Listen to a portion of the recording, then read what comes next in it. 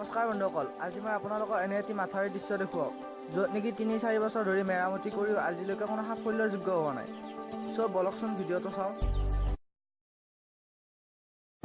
আমি আহি আছোঁ সেই মাথাউৰিৰ দৃশ্যটো চাবলৈ, আৰু অলপমান বাট গ'লে আমি সেই দৃশ্যটো পাম।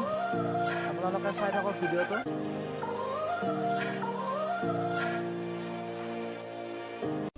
আমি আহি আছোঁ দৰং জিলাৰ উত্তৰ প্ৰান্তত থকা সেনাপতিপাৰা গাঁৱৰ এটি মাথাউৰিৰ দৃশ্য দেখুৱাবলৈ।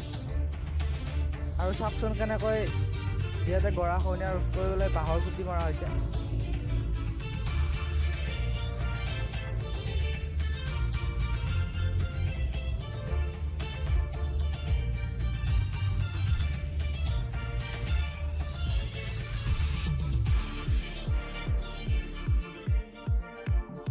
আৰু এইবোৰ চাওকচোন আপোনালোকে কেনেকৈ গৰা খহিব ধৰিছে।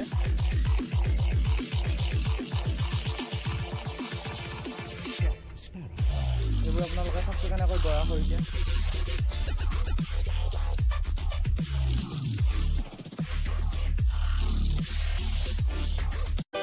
চাওকচোন আপোনালোকে কেনেকৈ বাঁহৰ খুঁটি ইয়াত গৰাখহনীয়া ৰোধ কৰাৰ বাবে চেষ্টা কৰিছে, কিন্তু এইবোৰ সকলো ভাঙি চিঙি নিছে নদীয়ে।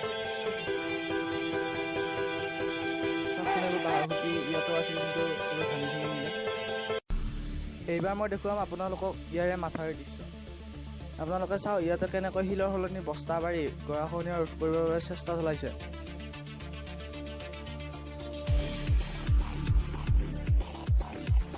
আৰু ইয়াৰে যিবোৰ বস্তা ইয়াত পাৰি দিয়া হৈছে, সেইবোৰ সৰু ল'ৰা ছোৱালী হাগিছ পেণ্ট ফটাৰ দৰে ফাটি গৈছে। আপোনালোকে চাওকচোন এনেধৰণে গৰাখহনীয়াৰ পৰা বচাবলৈ চেষ্টা কৰিছে, কিন্তু নদী গৰা আৰু মাথাউৰি একলগ হৈ গৈছে। আপোনালোকে চাওকচোন ভালদৰে। আপোনালোকে চাওকচোন ইয়াৰে কামৰ নমুনা, কেনেকৈ ইয়াতে ব্যৱহাৰ কৰা বস্তাবোৰ ছিগি ভাগি গৈছে, আৰু এইবোৰ এখন নদীৰ গৰাখহনীয়া ৰোধ কৰিবলৈ ব্যৱহাৰ কৰা হৈছে। আপোনালোকে চাওক ইয়াৰ পৰিৱেশটো।